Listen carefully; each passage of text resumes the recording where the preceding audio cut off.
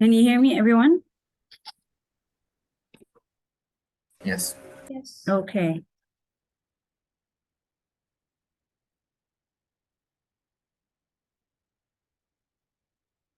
Today we will start a new lesson, and as we always do, we will start with the core.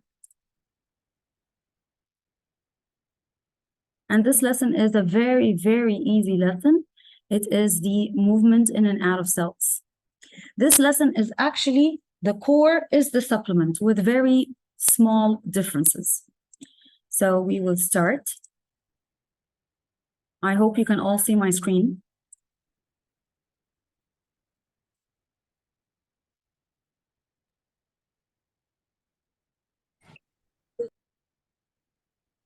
Okay, now this lesson, movement in and out of cells, talks mainly about three main definitions: diffusion, osmosis, and active transport. Now, diffusion, I hope you heard about it before. Diffusion, what is it? So this is exactly what is happening here in this beaker. You have a drop of ink, and after a few minutes, the beaker will all be blue in color.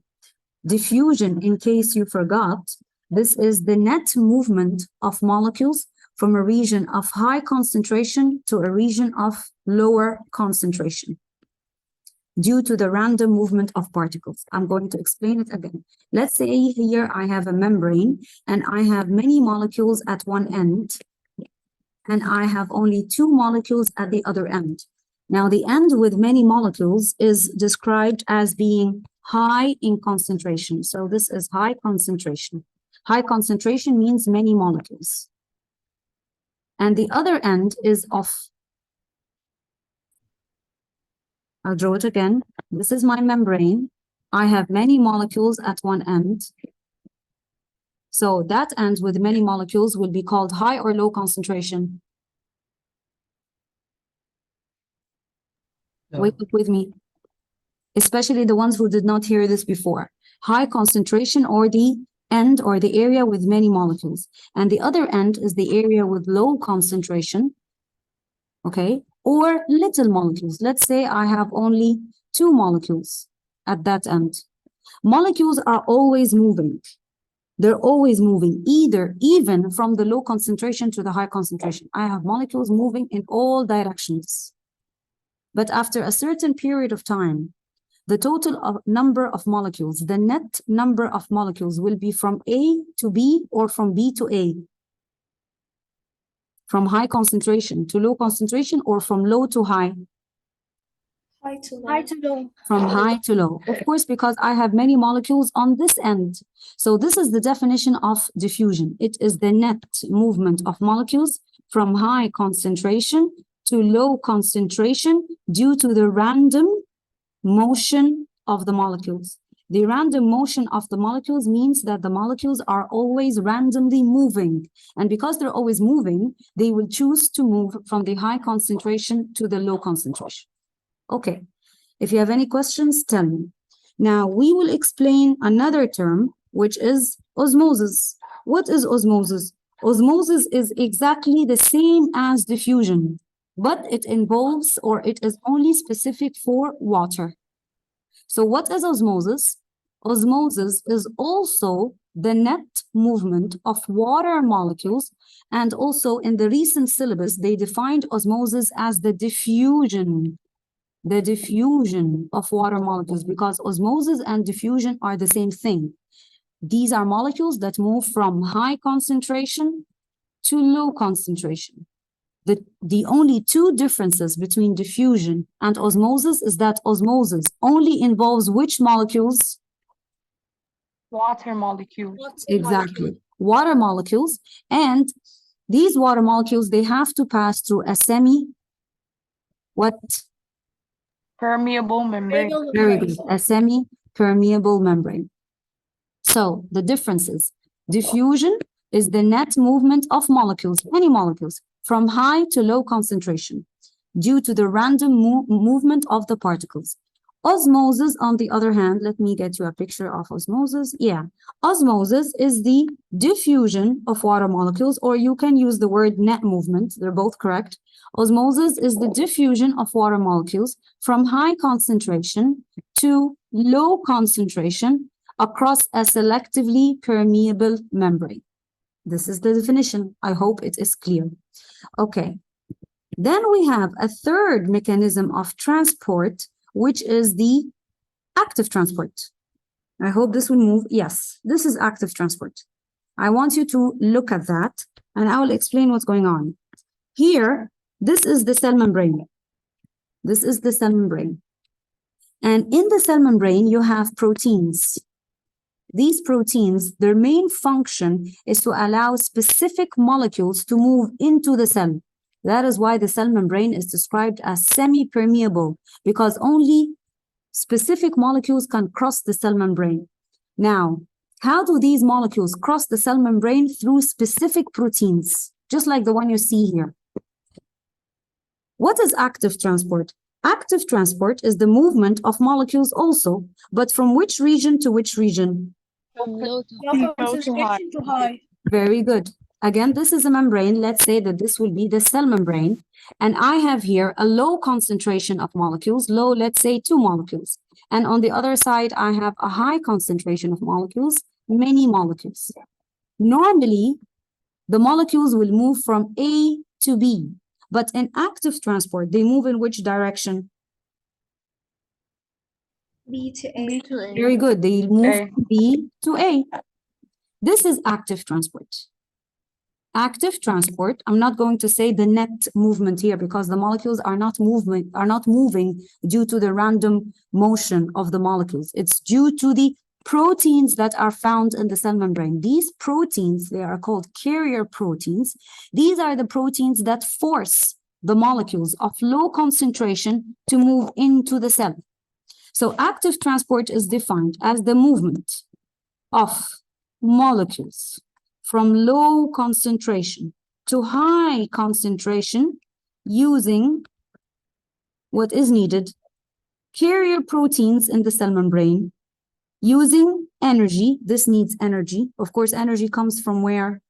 What is the process in your living tissue that generates energy? Respiration. Very good. Using energy from respiration. And also active transport requires a living cell membrane, because this living cell membrane will have the carrier proteins that will actually do the active transport. Now, this is what you should have taken in the core. In the supplement, there is one small piece of information, which is the energy is actually needed by the carrier proteins to change in shape. Change in shape. That's it.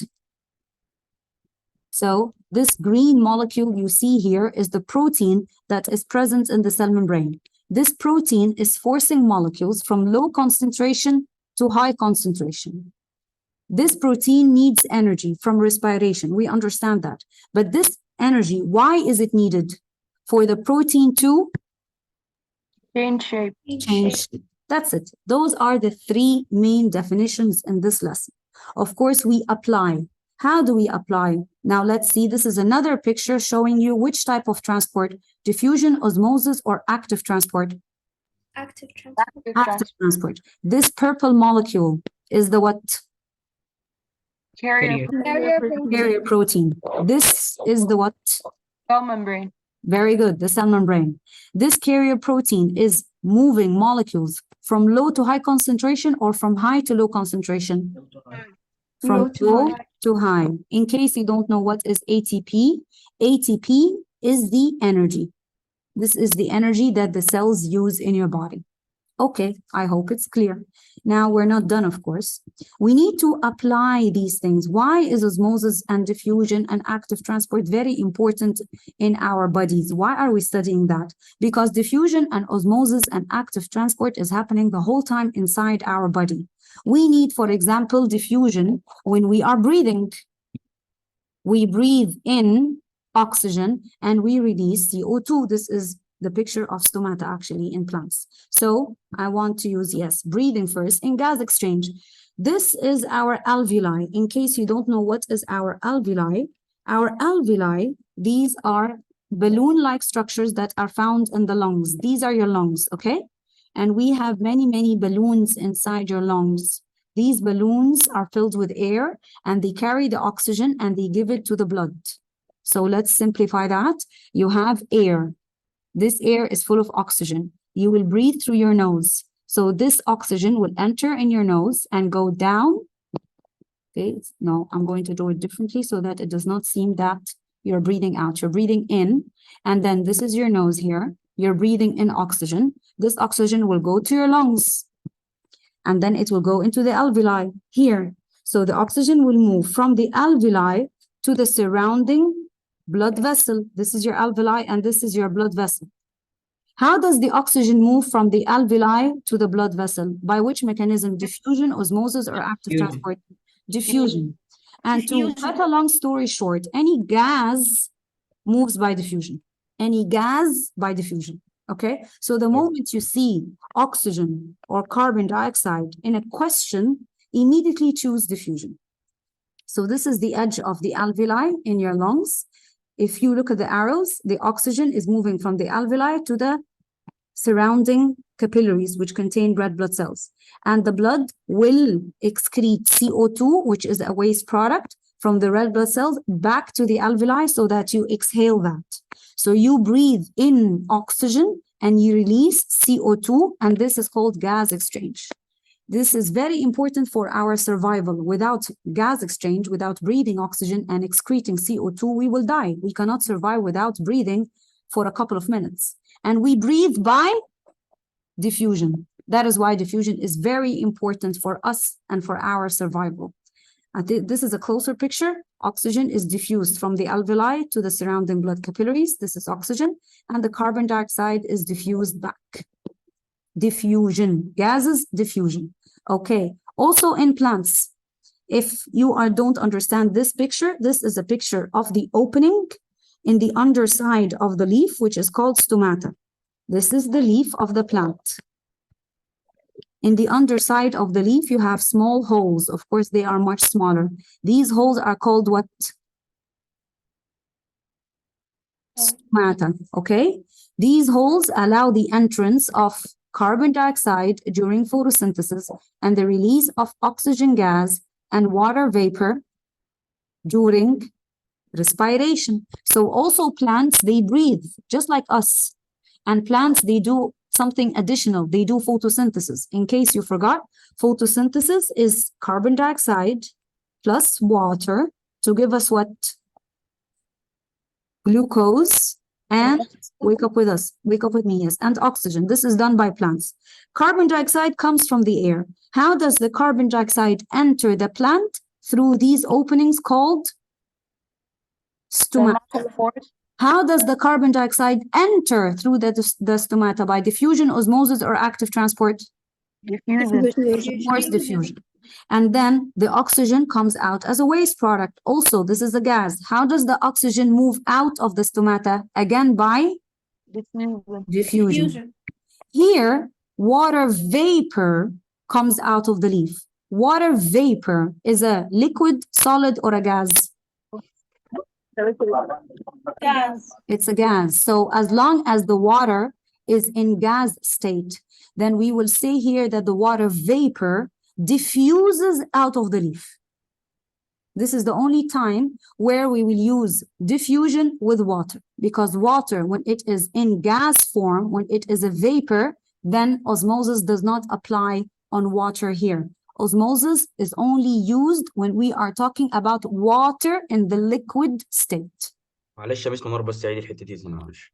Okay, sure. Now we are talking about plants, my dear. Plants, don't they exchange gases? Yes. Okay, they take in carbon dioxide by diffusion and they release oxygen also by diffusion. That is why diffusion is very important for plants.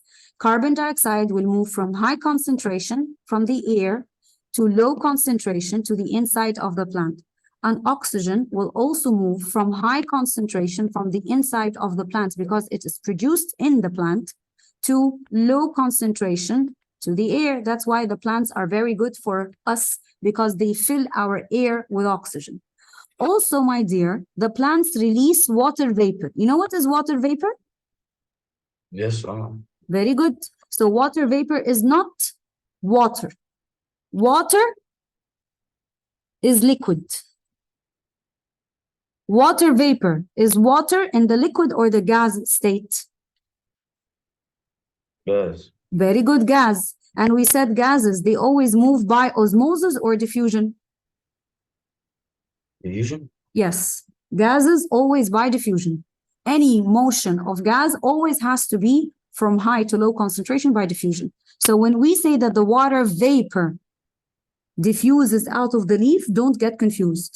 It is now a gas. That's why we describe its motion by diffusion. Is this clear?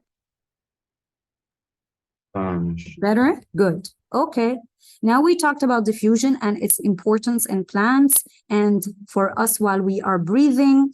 Also, we have our small intestine. Our small intestine, in case you don't know, this is our stomach. This is our digestive system. I'll take you one by one so that it's nice and easy. This is your throat. It's called the esophagus. This is the tube in your neck where the food enters. And then you have a stomach. And then you have the small intestine. Okay? And then the large intestine. Forget the large intestine now.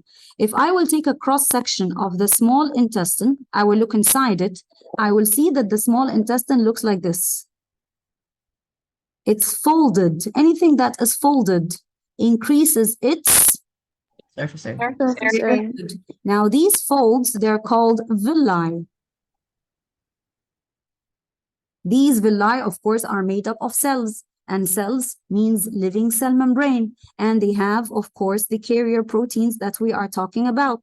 Now pay attention, I'll use different color so you imagine with me. Let's say you ate your food and the food is completely digested and now it is in the center of the small intestine. This is glucose. These X's are glucose.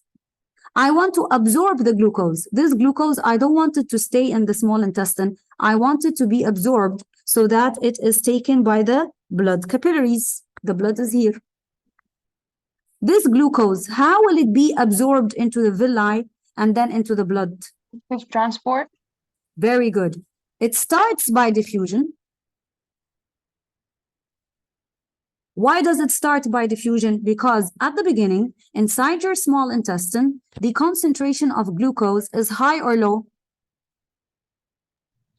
High. High, okay. There are lots of glucose molecules in your small intestine. These glucose molecules will first be absorbed by diffusion, and then when their concentration in the small intestine falls down, we will have to force them in the villi. This is the glucose. And I want to force it in your villi. At the beginning, it is of high concentration. So at the beginning, I will absorb it by diffusion. And then I only have one molecule, and I want it. I will not leave it outside. So then outside will be of low concentration or high concentration? Low concentration. Now this single glucose molecule that is now in very low concentration, how will I force it in? By diffusion or active transport? Active transport. Excellent, active transport. So these are examples that shows you diffusion and active transport and osmosis is happening the whole time in your body, and it's really important. So in exams, it's very correct to say that the glucose is absorbed at the beginning by diffusion and then by active transport, but they want active transport in the answer. If you say by diffusion and you do not mention that that follows with active transport, you lose the grade. Okay, so it's very important to mention that it is absorbed by active transport. But of course, it starts by diffusion. And then when the concentration of the glucose drops, we then continue by active transport. I hope this is clear. Okay, fine. These are the examples that are clearly mentioned in your syllabus. Now, again, why is this very important for your survival? What are these red cells? These are red blood cells, okay? I want you to imagine the red blood cell inside the capillary. This is your capillary. This is your blood capillary. And you have here many red blood cells. These red blood cells are surrounded by plasma, or they are surrounded by tissue fluid. In other words, it is the fluid surrounding the red blood cells. Okay, now imagine you have a red blood cell that is surrounded by plasma or blood that has a very high concentration of water. So the water outside is much higher in concentration, and inside the red blood cell you have very little water. The water will move in which direction? From outside the red blood cell to the inside, or from inside to the outside? From outside to inside. Very good. So water will move in. This red blood cell, does it have a strong cell wall to protect it? No. No. No. What will happen to the red blood cell if the water keeps moving in? It will burst. Of course, it will burst, and this is fatal. Okay? That is why, I don't know if you've seen a corpse before. I don't think so. But if you ever seen a movie where someone drowned in the sea, don't you see that the body swells? Yes. Filled with Yeah. water. Yes, because the body is absorbing water, and then it swells. Because this person is dead. This person is not regulating the water levels in the blood.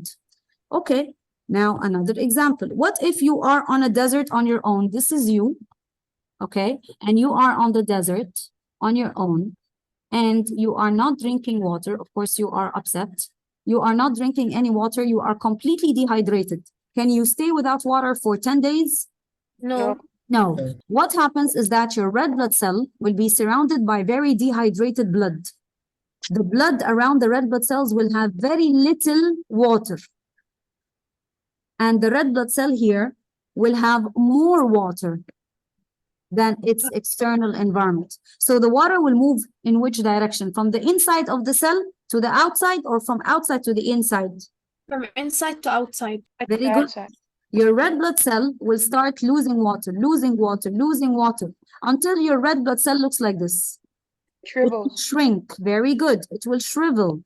And this, of course, is fatal. This, of course, will kill you. That's why you cannot survive without water. What? Very good. That is why your body... Yes, anyone has any questions? Can you repeat that part? Of course I can. Okay, now this is you, and you are on a deserted island, and you have no water, and you are dehydrated. Okay, these are tears because you're crying. Now this is your red blood cell, and your red blood cell is surrounded by blood plasma that has little water, nearly no water, no water. We said that water, according to the law of osmosis, water will move from high concentration to low concentration. So the water will move from which direction? From A to B, or from B to A? A to B. A to B. Of course, because B has no water anyway. So the red blood cell will start losing water until it looks like this, until it shrinks, it shrivels. And when your red blood cells in your body, they all shrink, they will not function. They will not function means they will not carry oxygen. They will not carry oxygen means you will not survive. So, do you understand that now? Good. So this means if your blood plasma contains too much water, your red blood cells will burst and you will die, God forbid. If your blood plasma contains very little water and you are dehydrated, your red blood cells will shrivel and you will also die, God forbid. So what do we want so that we survive? We want our water concentration in the blood. This is your red blood cell, okay? And this is the blood plasma, in case you're confused. Blood plasma is the liquid part of the blood. We want the water, we want the water outside the red blood cell. This is the red blood cell. We want the water outside the red blood cell to be equal to the water inside the red blood cell. Let's say, for example, I want 100 molecules of water outside, and I also want 100 molecules of water inside the red blood cell. Why? Why is this very important for our survival? So that the cell doesn't burst or shrivel. Excellent. Okay, so that the amount of water going out of the cell equals to the amount of water moving into the cell. How do we write that? We write it this way, so that the net movement of water going outside the cell equals movement of water moving or going into the cell. And you can add to that so that the cell does not burst or shrivel. So Miss, that can you repeat this part again? okay, of course. This is your blood. You have blood here, the plasma, the liquid part of the blood. The red blood cell is here. We want, or your body will do a lot of things to make sure that the amount of water outside the red blood cell is equal to the amount of water inside the red blood cell. For your information, everyone, this process is called osmoregulation. Osmo means water. Regulation means regulating the water levels in the blood. The water in the blood should not be too much or too little, because if it's too much, your red blood cells will burst. If it's too little, your red blood cells will shrink, and in both cases you will die. And we don't want you to die. Okay, we want you to sit for your exams. Now, so we want the water outside the red blood cell to be equal to the water inside the red blood cell. Why? So that your red blood cell does not burst or shrivel, so that the net movement of water is equal to 0. In other words, water moving in is equal to water moving out. Let's say you have 10 molecules of water moving in and 10 molecules of water moving out. What is the net water movement? 10 0. minus 10, 0. Why 0? Because they are moving in opposite directions. 10 moved in, 10 moved out. So the net means nothing moved.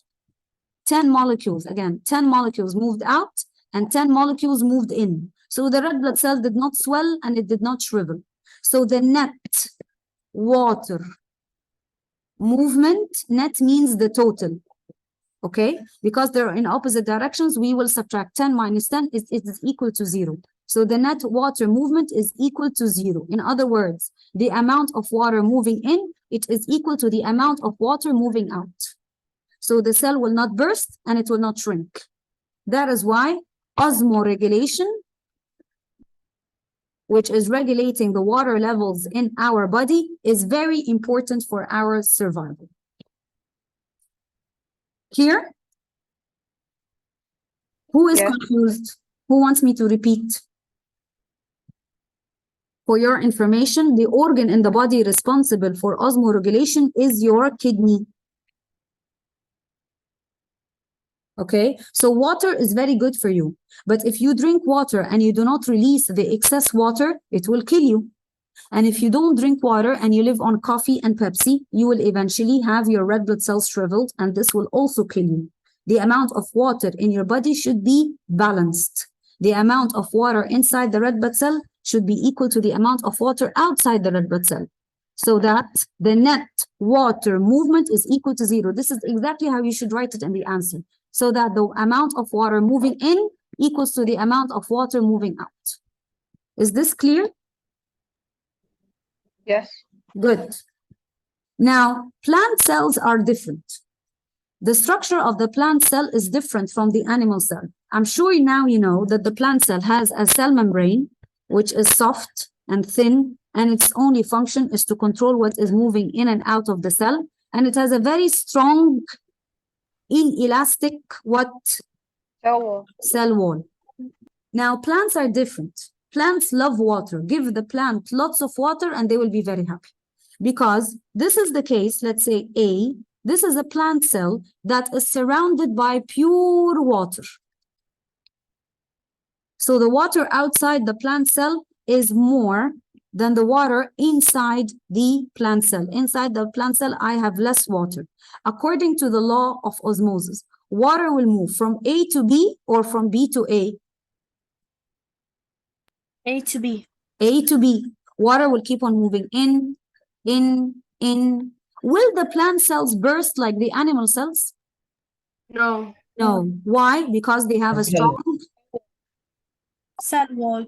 Exactly. They have a very strong cell wall. Actually, the plant will be very happy because the plant will be under pressure, and this pressure will make the plant supported.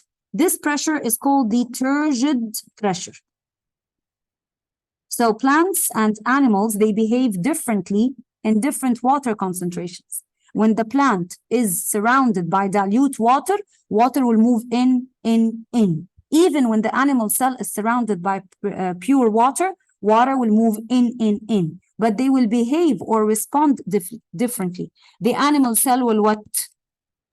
Burst. Burst, because it is not surrounded by a strong cell wall. While the plant cells, they will burst. No, they No. become more rigid. Exactly. They will be under pressure, they will swell a little bit, and they will be happy and supported, just like the car tire when you fill it with air. It will be under pressure and it will be supported, and it will be very happy because now it will have a definite shape. Okay? Now, in another situation, let's say you have a plant cell here and it is surrounded by very concentrated solution. Concentrated solution means a solution that has lots of water or little water. Little water. Very little water. So the water inside the plant cell is considered to be more than the water outside the plant cell. According to osmosis, water will move from A to B or from B to A. From A to B. Very good. So the plant cell will lose water. When the plant cell will lose water, again, imagine a balloon that loses air. The balloon will collapse. The plant cell will collapse. The plant cell will wilt. Let me show you a picture of wilting. Where is wilting? No. I insist to show you a picture of wilting.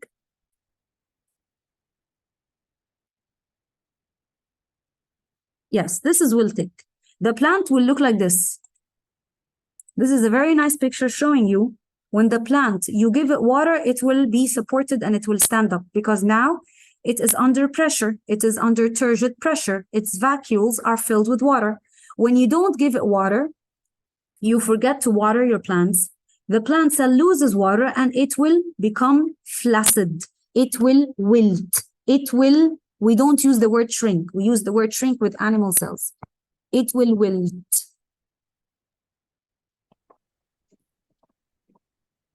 Okay, this is a plant cell. Let's look at the pictures. These pictures are so important. Do we call it plasmolysis? Yes. I was just going to say. Now, this is a plant cell. This is a normal cell. Here, when the plant cell is surrounded or you are giving lots of water to your plant and the plant is very happy, it will be under pressure. This pressure is called the what? Turgid Turgid pressure. pressure. Okay, the plant will not burst because it has a strong cell wall that is protecting the plant cell. That is why when we studied the cell wall, we said that its function is to give shape and protection against what? Against turgid pressure. This is when you don't water your plants here. Plant C. You traveled and you left your plant without water. So the plant loses water. If you left your plants without water for 2 days, the vacuole, this is the vacuole. Can you please mute? This is the vacuole. The vacuole will shrink. See, look at the vacuole here. It will shrink because it has no water. We call this plant cell flaccid. And let's say you ignored your plants for 3 months. What happens is that the plant will shrink so much, the cell membrane will be pulled away from the cell wall. And this is an irreversible situation. The plant is already dead and it is called plasmolyzed. These terms are very important because these are the key words that you have to mention in the answer. Yes, Ahmed. I'm sorry, Miss. I raised it by accident. Sorry. It's okay. Fine. So flaccid, plasmolysis, turgid, these are keywords that have to be present in the answer. Now, let's say we got a question that asks you. Now, this question always comes in that manner. Please mute, please. Excuse me. I'll mute you. I'm sorry, because how do I mute everyone? Okay, I don't know how here.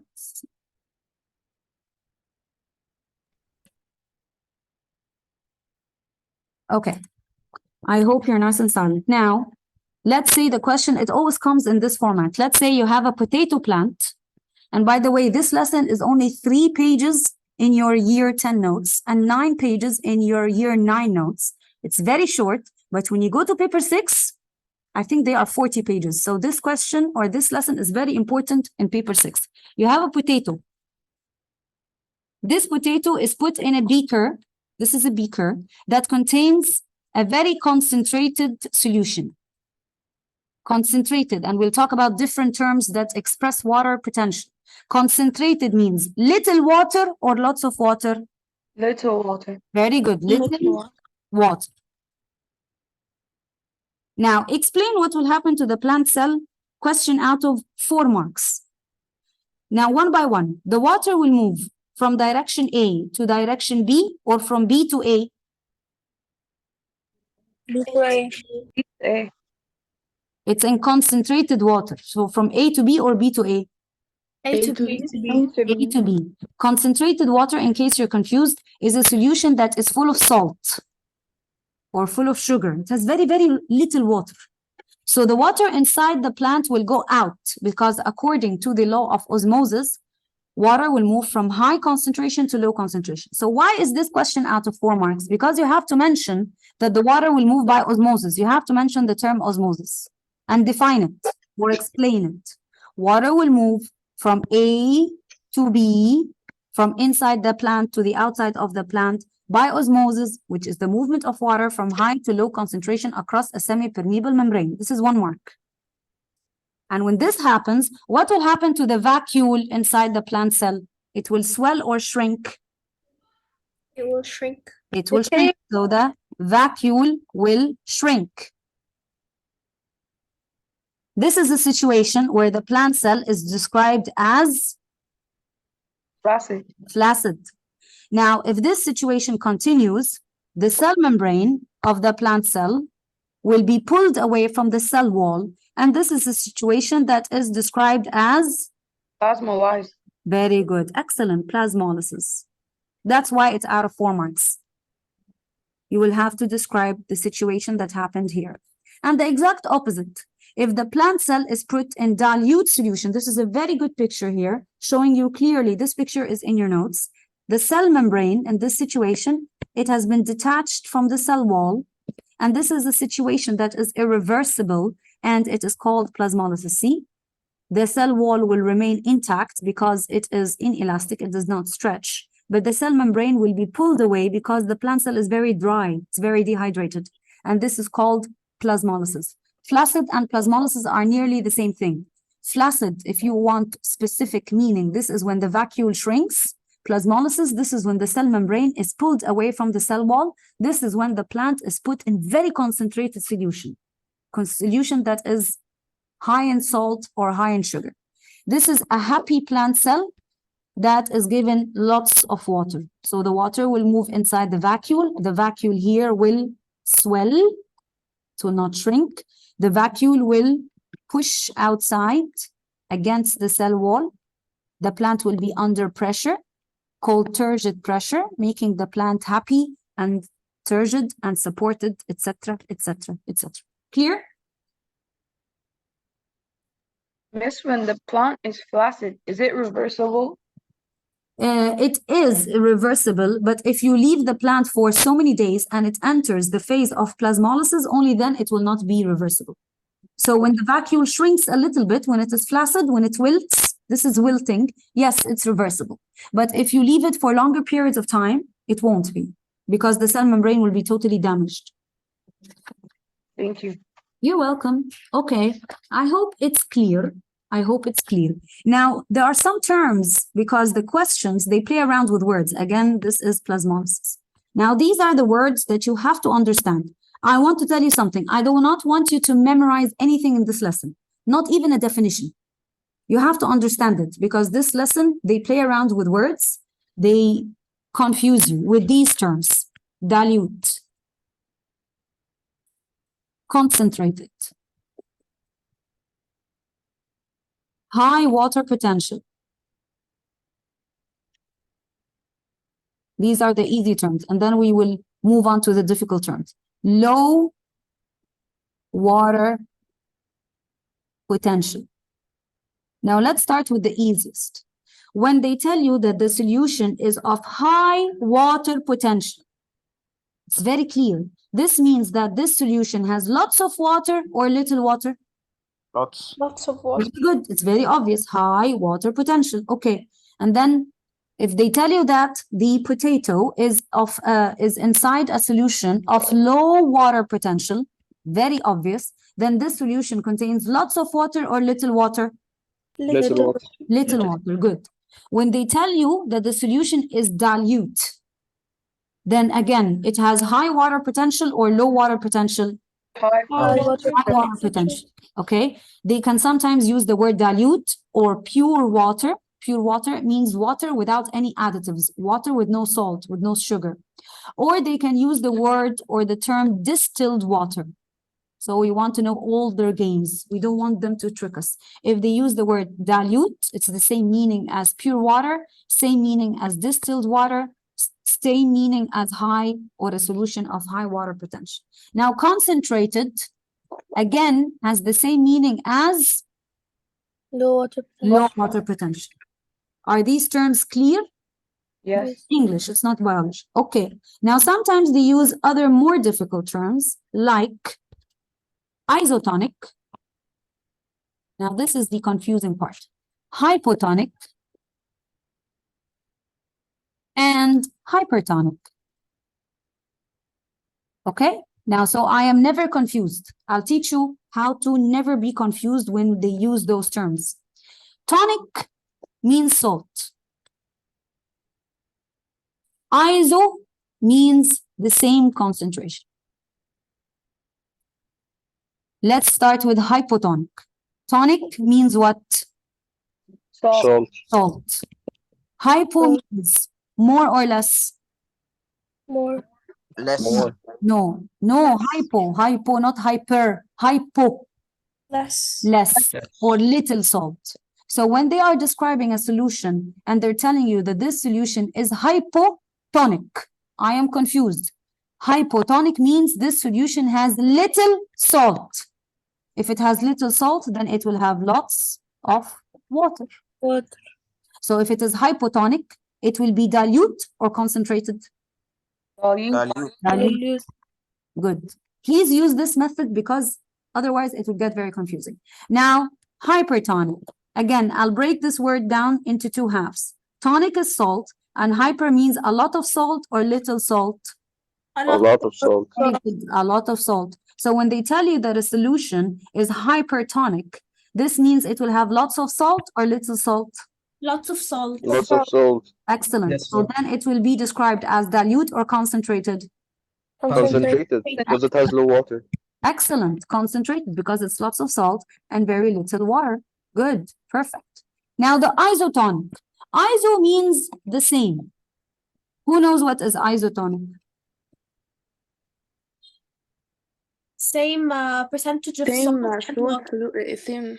Yes. Same percentage of water or salt inside the cell. In other words, if this is the red blood cell, or let's say this is the plant cell, and this plant cell is placed in isotonic solution, this means that the concentration of water outside the plant cell is the same as the concentration of the water inside the plant cell.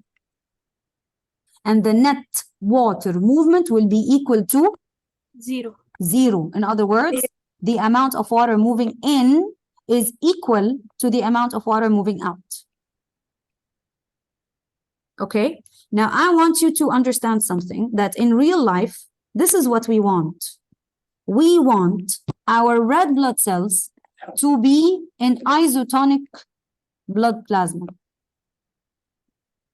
Our red blood cells, this is what we want. If you are healthy and the water levels in your body are good, then your blood is isotonic. In other words, the amount of water outside the red blood cell is equal to the amount. Water out of the red blood cells. Excuse me, my dear? The amount of water in and out are equal. Exactly. This is what we want. This is what your kidneys are trying to do the whole time, because this is the healthiest the healthiest condition you will be. The water out equals water in, so the net water movement is equal to 0. So the water moving in is equal to the water moving out. So the red blood cells will not burst and they will not shrivel. And please never, never write on an exam, no water is moving, because the molecules are always moving. Never say that. Never say the water or the molecules don't move. This is completely wrong. You lose a mark because this is scientifically incorrect. In case of plants, they do not want to be put in an isotonic solution. Plant cells, they like being placed in dilute solutions. Hypo. Very Hypo- hypotonic. Excellent. Hypotonic, again, I'm confused. I will split it in half. Hypotonic means little salt. Yes, dilute. Why does a plant want to always be in dilute solution or hypotonic solution? Become turgid? More Very water? good. Yes, because I want the water to move in the plant. And I want the plant to be always under turgid pressure, because the plant, when it is under pressure, it will always be nice and supported. Good. Excellent. Yes, Ahmed. Hello. Ahmed, you have a question? Yes, miss. If the red blood cells have an irregular shape, that means that they are in a hypertonic solution, right? Well, they will reach that shape. This is the shape when they're shriveled. Yes. I think this is a picture that corresponds to your question. This red blood cell is nice and biconcave. And then when it uses water, it will become shriveled and it will become irregular like this. Okay. Very nice. Any questions? Now, I will stop today. Wait, but don't go anywhere, because I want to look at the year 9 notes and make sure that we didn't finish. We still have the last lesson. This last, what's this? What did I open? I don't know. 1 minute.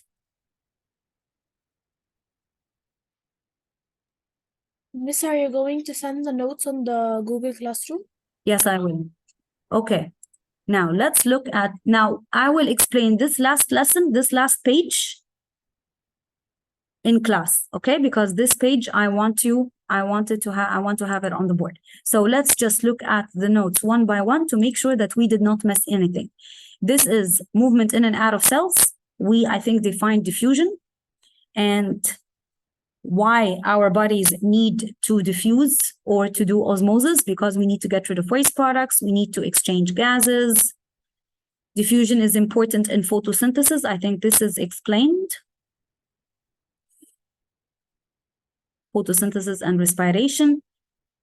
In case you did not know, photosynthesis happens only in daylight and respiration happens by a plant day and night, but photosynthesis happens mainly in the mornings. We did talk about gas exchange. We have to take in oxygen and release carbon dioxide, and any gases move from high to low concentration by diffusion. This is a picture of our small intestine. These are the villi that absorb our food by diffusion and by active transport. When the concentration of the food drops, we have to take in the remaining food by active transport. Okay? The energy for diffusion comes from where? This can be an exam question. It comes from the random movement of the particles. I think you took this in physics, that the molecules, they have kinetic energy. Kinetic energy is energy of motion. Particles always have kinetic energy, and this is the energy that makes them move from high to low concentration. Okay. Factors that influence diffusion, I'll also explain this tomorrow in class. Fine, so I'll discuss this and I will discuss the graph. It will really be very easy. It will take 10 minutes. Water, importance of water. This is also very important for your syllabus. It's clearly mentioned. Water is very important for survival. Why? Let's read it together. Water is needed for all the metabolic reactions in the body. Someone sent me a question, what does metabolic mean? Metabolic means chemical reactions. All the chemical reactions that take place in the body, they have to take place in solution. In other words, they have to have water, because the enzymes, they only work when water is present. Water makes 70% of your cytoplasm. If your cytoplasm loses water, it will shrink and you will die. Water is very important to transport materials to different parts of the body, because water is in your blood plasma. The blood is a lot of water. And this blood carries hormones and nutrients and vitamins and minerals to different parts of the body. So without water, these things will not be transported. Water is very important in anything excreted from the body. Think about it. Tears, urine, feces, sweat, everything that comes out of the body includes water. So it is important in excretion. And it's very important to excrete waste products, materials in excess, or toxic products, because if we do not excrete, we will die. Also, water is very important for plants for their support. We will discuss water and its importance in plants in the lesson plans. Water is very important since you were a child. Inside your mother's womb, this is you. You are supported by a sac that contains water. This water is protecting you and it is keeping you warm. This water or this sac is known as the amniotic sac that contains amniotic fluid. So you as a baby inside the mother's womb, you were surrounded by a fluid that was mainly water called the amniotic fluid. So the importance of water is important. I think we discussed osmosis, and these are the important terms that you should understand. Do not memorize. Dilute, high water percentage. Concentrated or a solution of low water potential. I think you know what is a semi-permeable membrane. I think you know what is water potential gradient. Water potential means water difference. Difference in the concentration of water between two membranes. Any questions? Any questions? Okay. Now the Visking tubing. Visking tubing, you will be very familiar with it very soon. What is Visking tubing? It is an artificial cell membrane that we use in experiments. What is the function of the cell membrane? Control Control exit of substances. Very good. It controls what moves in and out the cell. So what is the function of the artificial cell membrane? The same function. This is the Visking tubing. The Visking tubing is an artificial cell membrane, an artificial membrane here. We use it in lab experiments. Let's say, for example, I will put this Visking tubing that contains lots of starch. Starch is a sugar, a very heavy sugar, in case you don't know, okay? I will put lots of starch solution inside the Visking tubing, and I will immerse this Visking tubing in dilute solution. Dilute means high water potential or low water potential? High water potential. Okay, with time, the water will move from A to B or from B to A? A to B. From A to B. Okay, now they will ask you, why did the starch not move from B to A? It's large molecules. Excuse me? It has really large molecules. Very It good. penetrates. The Visking tubing is like a semi-permeable membrane. It has very small holes. It only allows very small molecules to pass through it. It only allows small molecules like water and glucose. That's it. Anything bigger than that will not be able to cross the walls of the Visking tubing. Like sucrose, like glucose, no, like starch. Starch is too big and it will not be able to go out of the Visking tubing. So in case you're not sure what is it, I hope it's clear now. The Visking tubing, this is a artificial membrane that is also semi-permeable, and it only allows small molecules to pass through it, like water and glucose. That's it. Sucrose is too big.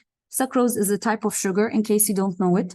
It's too big. It will not be able to go out of the membrane. And starch is also too big. It will not be able to go out of the membrane.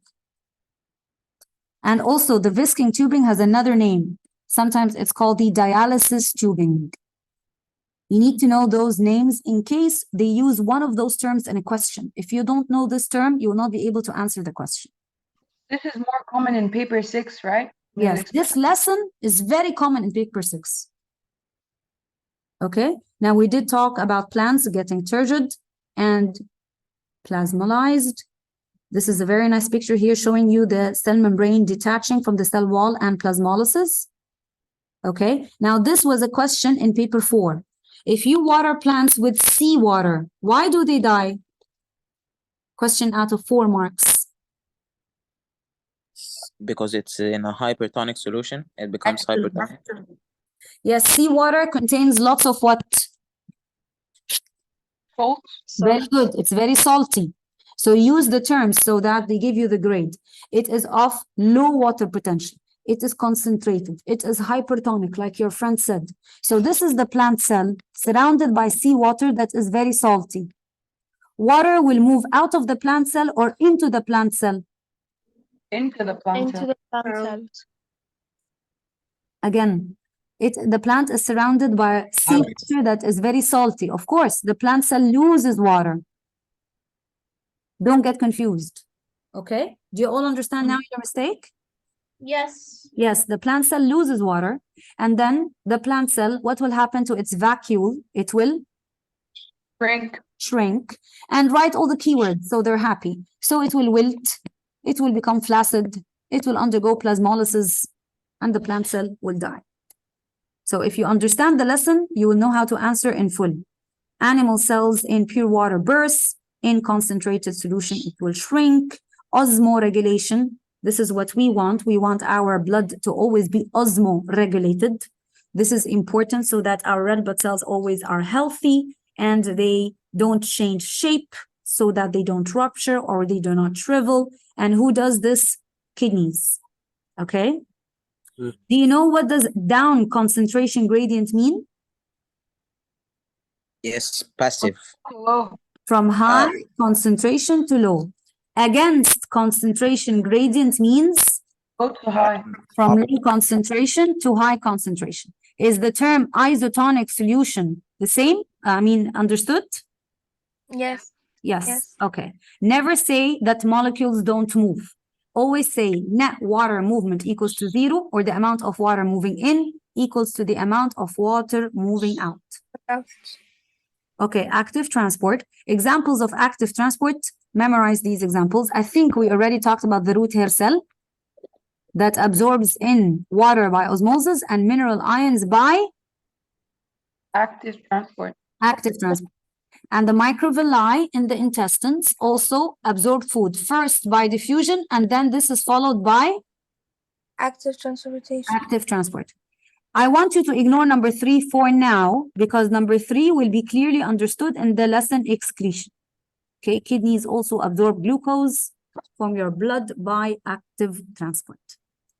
Now, the last thing we will do, and then I'll let you go, is look at the table that will compare diffusion, active transport, and osmosis.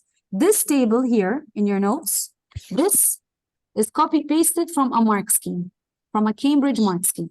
And here in the table below it, I added comparing osmosis with the 3 of them. So let's look at them. If you understand this table, then you understood 95% of the lesson. What remains are the graphs. Osmosis, we'll read it together, and then I want Shuru students to leave, and I want the new capital students to remain because they missed the lesson. And before you all go, starting tomorrow, you will have to write notes in class, because this also will be submitted with your assignment. So your assignment related to any lesson, you will submit paper 2, paper 4, paper 6, and the notes at the end of the week. And each one of them will be 25%. So you know where your grade goes. So let's look at this table, and then I'll let you go. Osmosis is the movement of water molecules only. Water molecules in the liquid state, liquid water, okay? It involves a semi-permeable membrane. You have to have a semi-permeable membrane for the water molecules to move across it. Water molecules move down a concentration gradient. Down means from high to low, or from low to high? From high to low. I don't need energy in osmosis. No energy is needed in osmosis, because osmosis is exactly the same as diffusion, but it involves water in the liquid state. Occurs only in living tissue. Why only in living tissue? Because I need a living cell membrane. The rate here depends on the concentration gradient. A lot of you will ask me, what does this mean? The rate means the speed, how fast the water molecules will move, depends on the difference in concentration. If I have a semi-permeable membrane here, and I have 100 molecules of water at one end, and 1 molecule of water at the other end, water molecules will move from high to low quickly or slowly? Quickly. Of course, very quickly. If I have another semi-permeable membrane here, and I have 4 molecules of water at one end and 1 molecule of water at the other end, yes, water will move from high to low, but quickly or slowly? Slowly. Slowly. Slowly, because the difference in concentration is not very high. Now let's look at diffusion. It's the net movement of molecules from high to low concentration due to the random movement. So it involves any type of molecule other than liquid water. But if we are talking about water vapor, that is a gas, this will travel by diffusion. I hope it's clear. Do I need a semi-permeable membrane in diffusion? No. No. Molecules here will move down a concentration gradient from high to low. Do I need energy? No. No. Diffusion can occur in living and non-living material, like the ink that will travel in water. This is non-living. Here, the rate also depends on the concentration gradient. The more the concentration difference, the faster the molecules will move, and we will discuss the factors that affect the rate of diffusion tomorrow in class.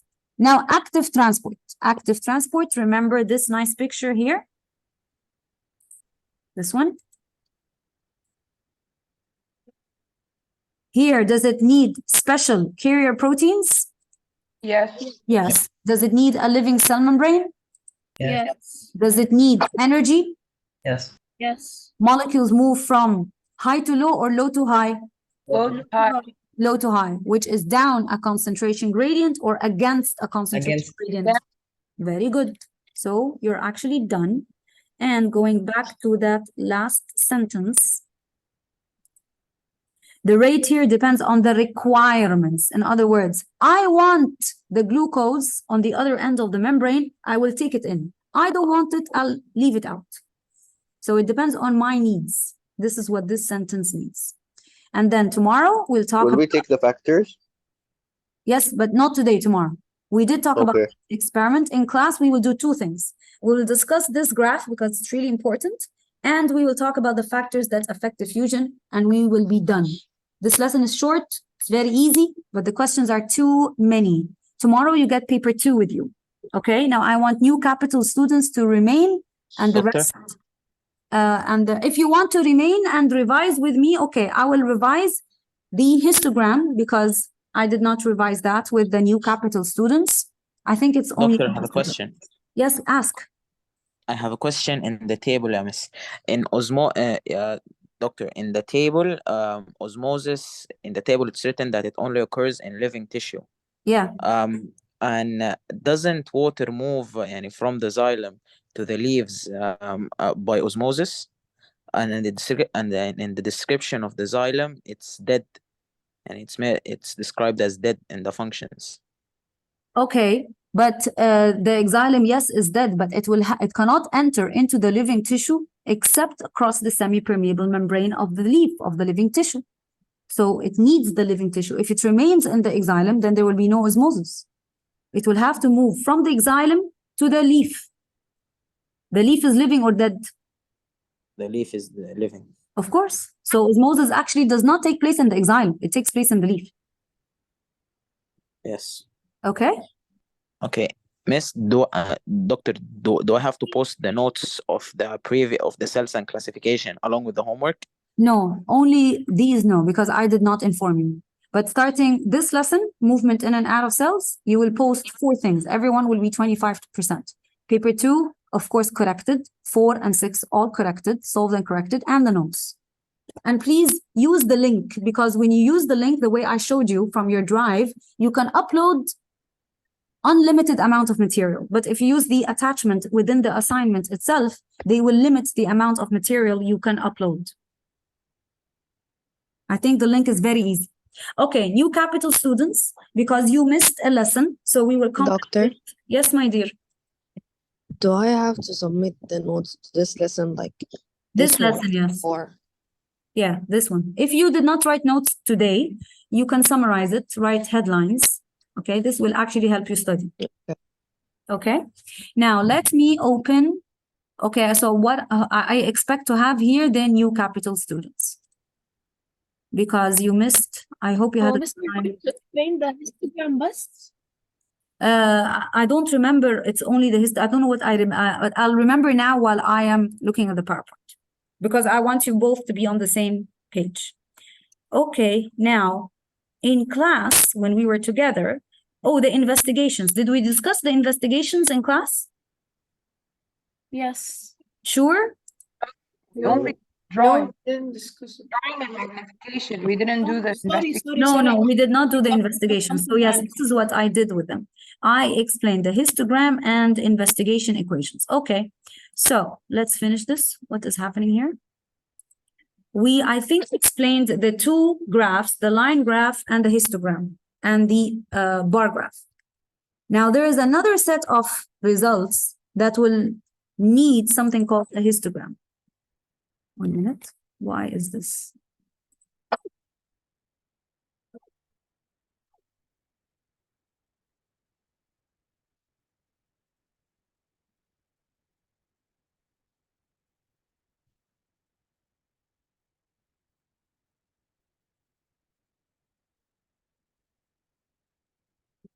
Okay, now let's take a live example. For example, we are in a class and we want to know the range of students of different heights.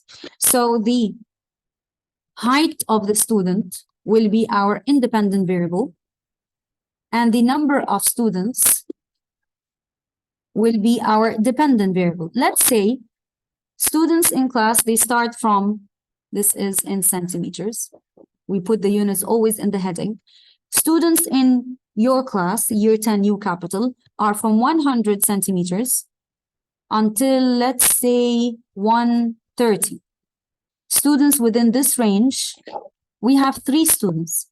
And then from 131 centimeters until 170, I have 10 students. Okay? And then from 171, I have until 190, the tall ones, I have 1 student. So I want you to look at the independent variable, and you will find here that the values that you have are in a range from one value to another value, from one value to another value.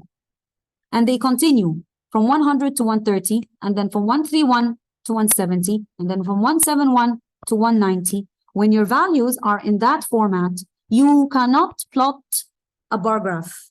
You cannot plot a line graph. The only graph that you can plot is the histogram. Now let's understand what is a histogram. Let me use an eraser and erase that part.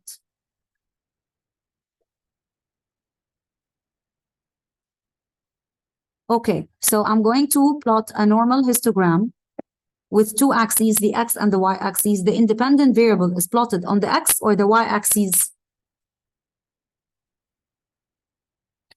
Wake up with the x-axis. So I'm going to plot the height of the students in centimeters on the x-axis. And the number of students will be plotted on the y-axis. Now look at your values. First, like we always do, we will divide our graph into small boxes of 5 so that they are equal boxes. Both the x and the y-axis, I have to do that. And then I'm going to go to my independent variable and find that starts from 100 to 130, 131 to 170, 171 to 190. How do I plot that? In a histogram, you do not have to start from 0. This is one thing. Number 2, you start from the first value that is given. So I will start from 100.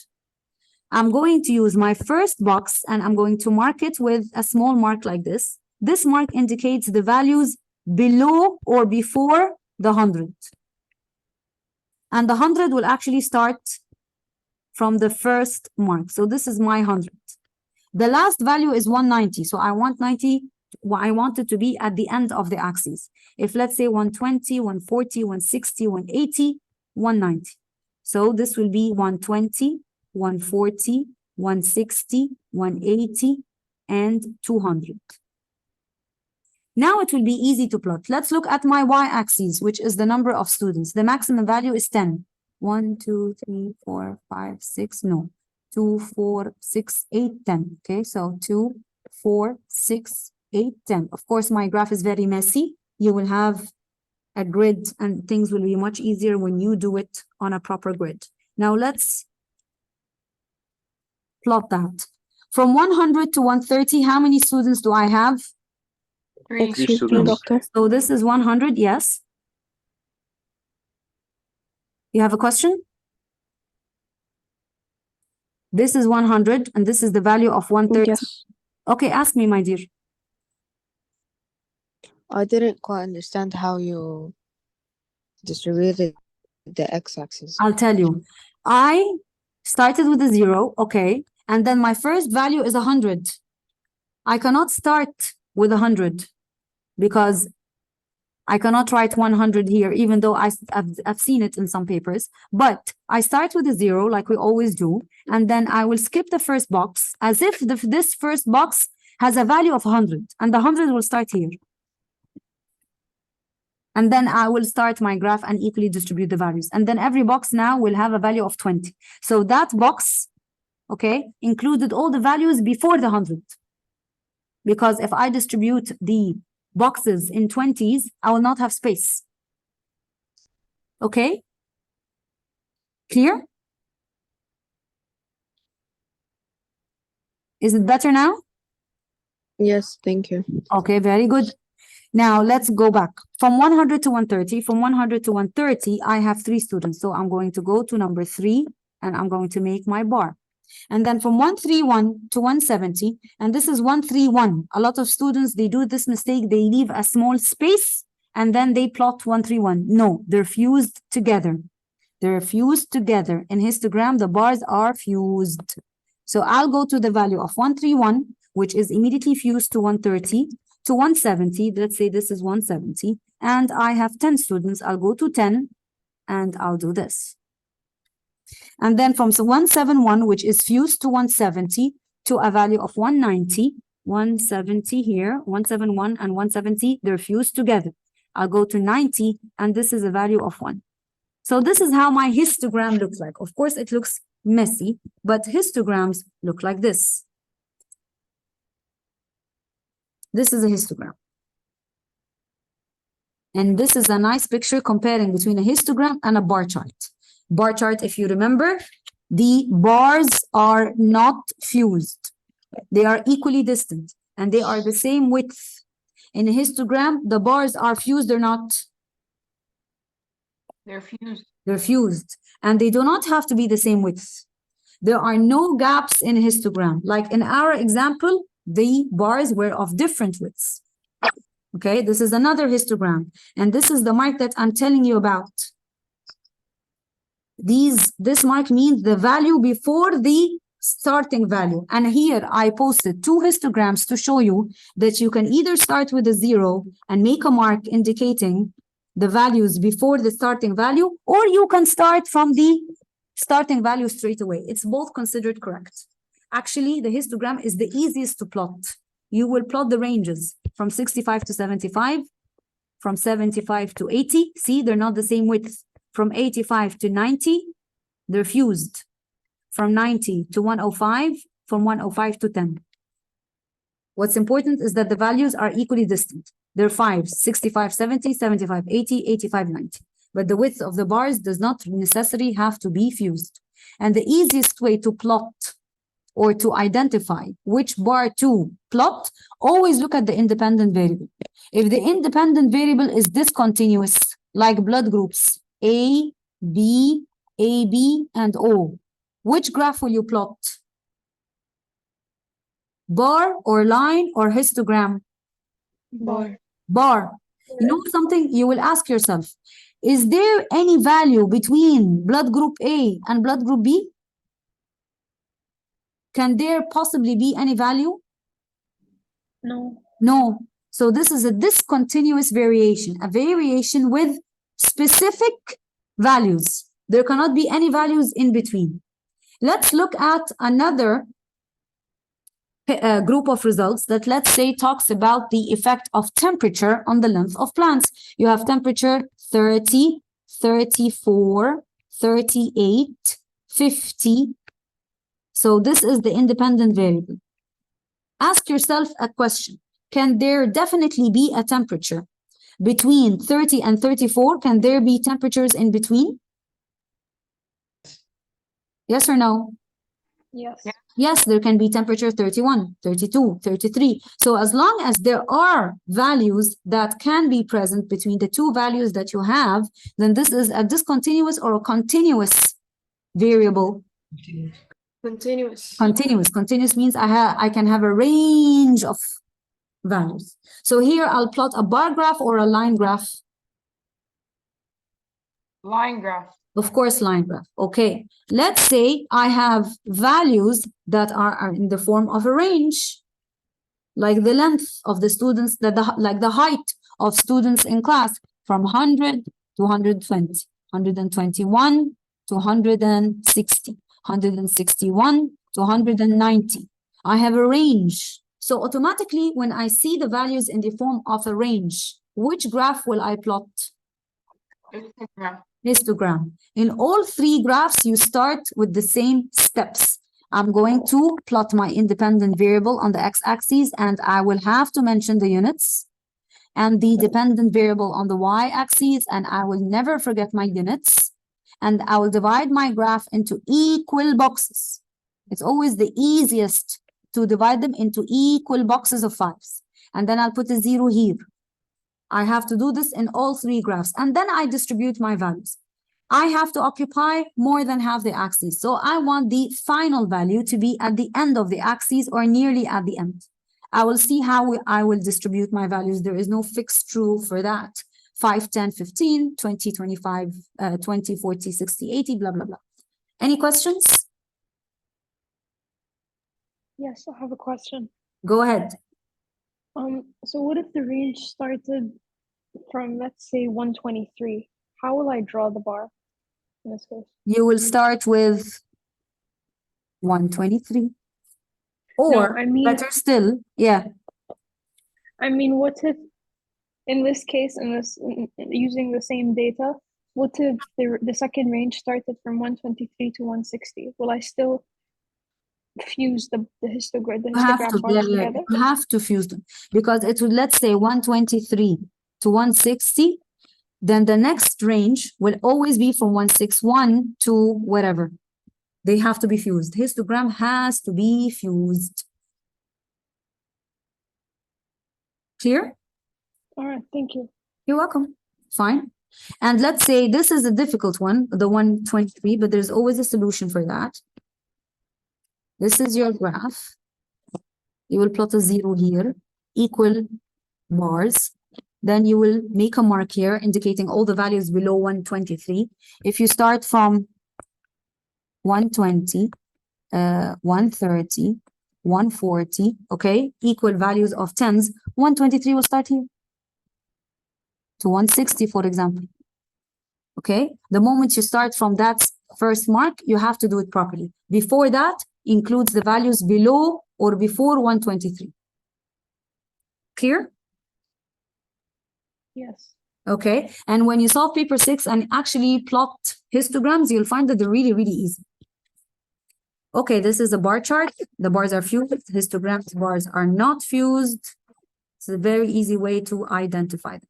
Now, there is another question that also comes up or shows up in every paper 6, which is how to design an investigation. And we will solve a live question together. This question came in October, November 2022. This question or these types of questions are always out of 6 marks. Plan an investigation to find how the volume of water added to germinating seeds affects the rate of germination. You have to understand the question. And before you start with this question, you have to identify your independent variable and your dependent variable. Again, we want to plan an investigation to find out how the volume of water, different volumes of water, okay, added to germinating seeds, affect their growth. So what is the independent variable here? Volume of water. Very good. You have to answer this question in points. My independent variable is. My dependent variable is. How will I carry out my experiment?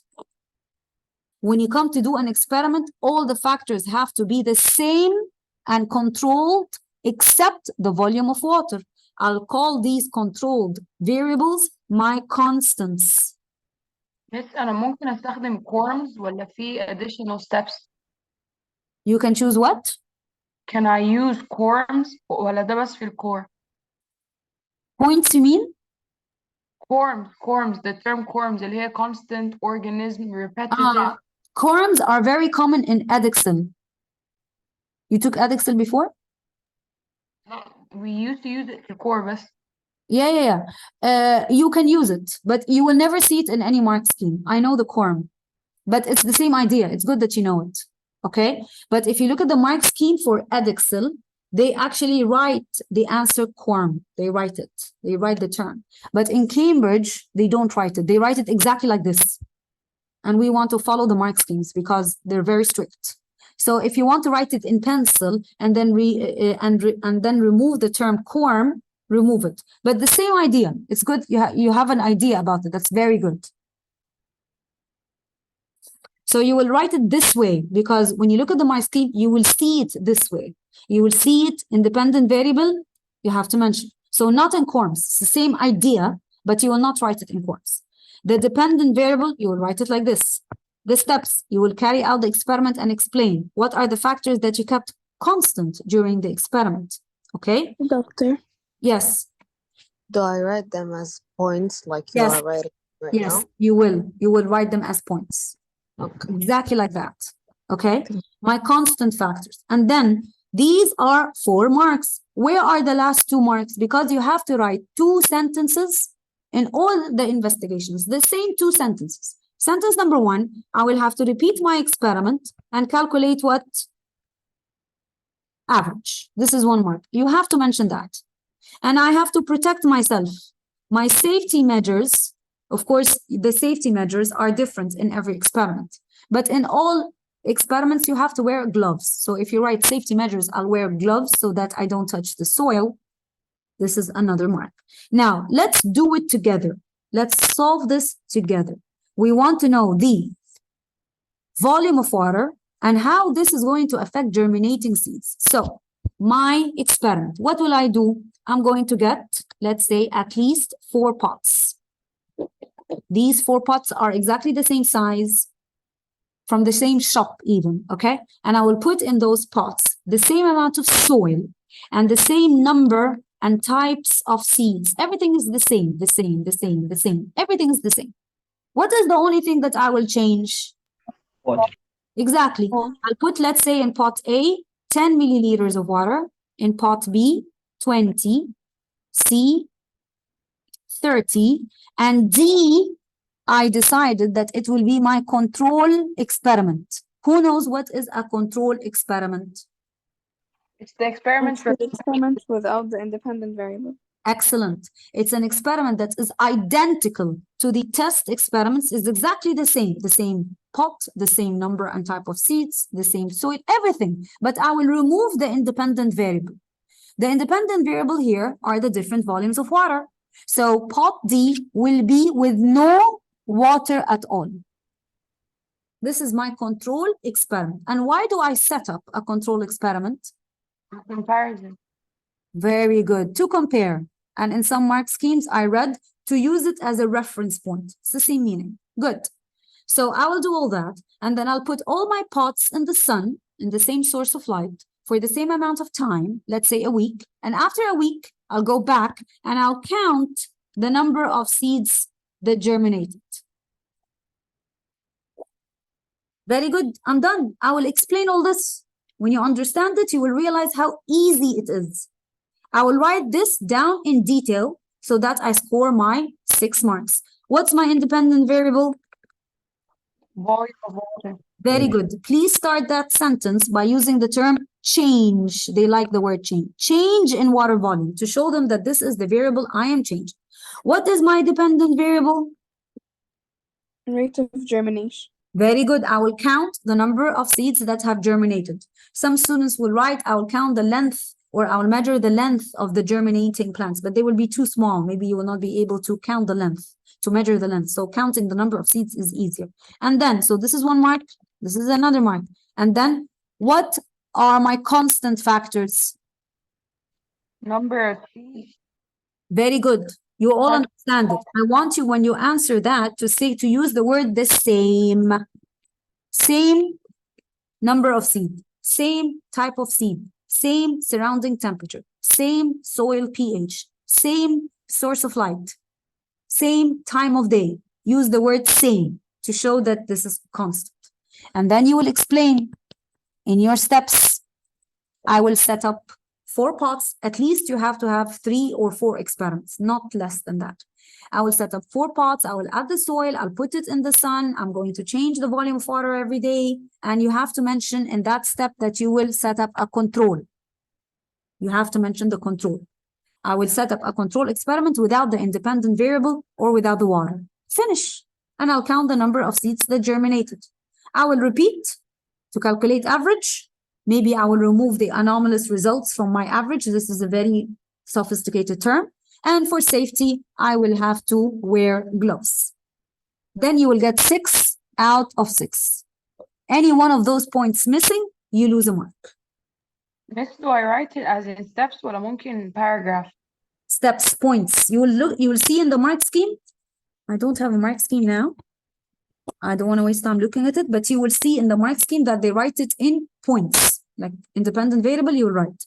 Dependent variable, and if you study it this way, believe me, it will be very neat and you will organize your thoughts on the exam and you will not do any mistakes.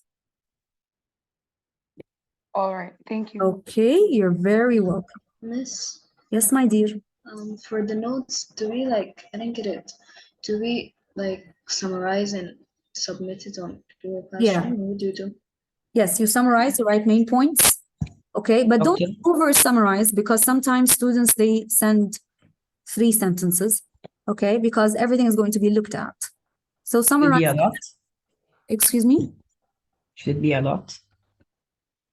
Yeah. Okay, not a lot, but not 3 sentences. Okay. Now I also explained, did I show you these pictures? No. Oh, okay. Now also then you missed a lot on your sports day. Sometimes the results, for example, food tests, the result is a color change. Let's say I will see this as bright red or light red, and you will see it as dark red. So the color is an accurate result or an inaccurate result? Inaccurate. We have to Inaccurate. Actually, change of color is called a qualitative result. Qualitative result comes from the word quality. It depends on the quality. This is always inaccurate. Okay, because we are fighting and I see that this is light red and you see it as dark red, in order for us not to fight, we will measure the color. Always measuring things makes it accurate. We will use this machine, which is called a what? Who knows? Colorimeter. Excellent. It's called a colorimeter. I will simply put the solution, the colored solution, in the colorimeter and it will give me a reading. And on a paper scale, like there's a scale that tells you 1 means it's dark red. Okay, then we will not argue. 1 is dark red, finished. So this is another question that also is very common in paper 6. How do you improve your experiment?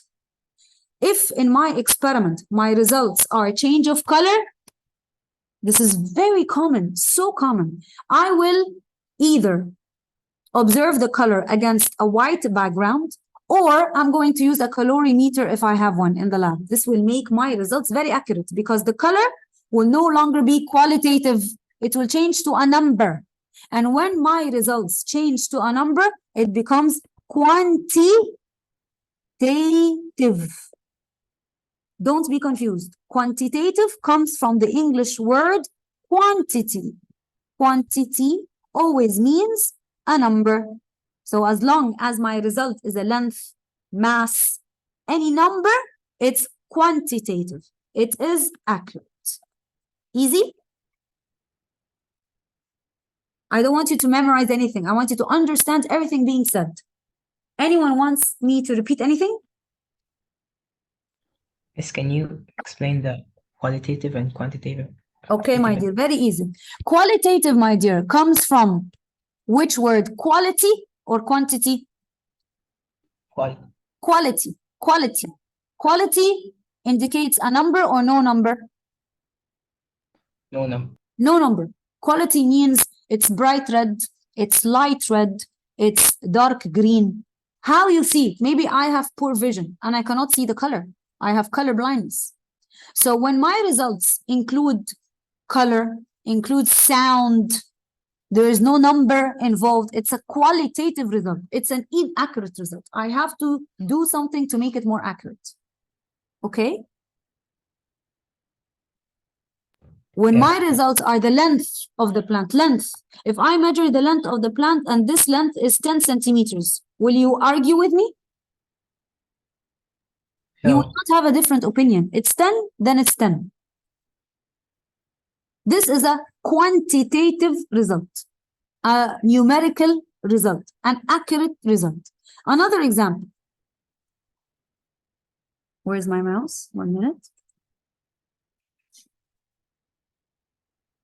For example, this example. This is a device that measures sound. I know that you did not hear it before, but sound can be a result. Maybe I have poor hearing and I will not hear the sound. And maybe you heard it clearly, but I did not hear it clearly. This type of result is accurate or inaccurate? Inaccurate. Qualitative or quantitative? Qualitative. Very good. Now we are arguing. In order to stop fighting, we will use a machine called the sound meter. Just like the calorimeter. Sound meter, from the name, it measures sound in decibels. Now it will give me a number. And this number, if there is a scale. If it's, let's say the number is above 50, this is a loud sound. It's below 50, it is a low sound. So here I am improving my results. I am changing my results from qualitative to quantitative. If you are confused and these terms are confusing, don't memorize them, but understand them. Understand the concept. If you have results in the form of a color, I will measure the color using a calorimeter. This will give you the grade. If you have a result in the form of sound, I will measure the sound using a sound meter. This will give you the grade.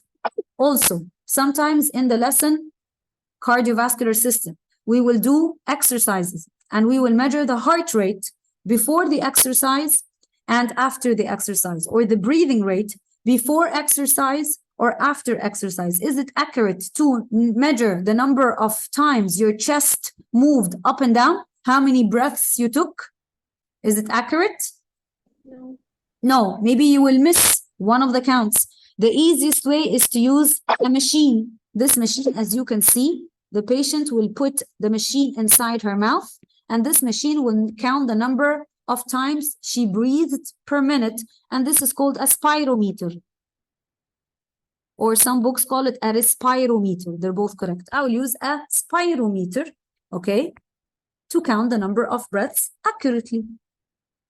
This is another method to measure the number of breaths, or count the number of breaths. This is a thermostatically controlled water bath. I think you heard it before, but you've never seen it. This is like a container that contains water, and the water in this container always has a constant temperature. The temperature does not change. So when I put my test tubes in this water container, the surrounding water temperature will always become constant. And this is also used in experiments to keep the water temperature constant. Yes, my dear. What is it called again? Thermostatically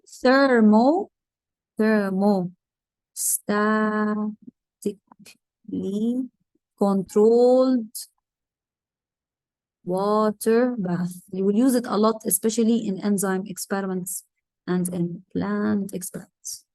Okay, unfortunately, we do not have it in the lab, so I could have showed you. I think you're familiar with this. What is this? This is a very accurate scale to measure the weight of very small objects in grams, okay? So I just want you to be familiar with that. This is a what?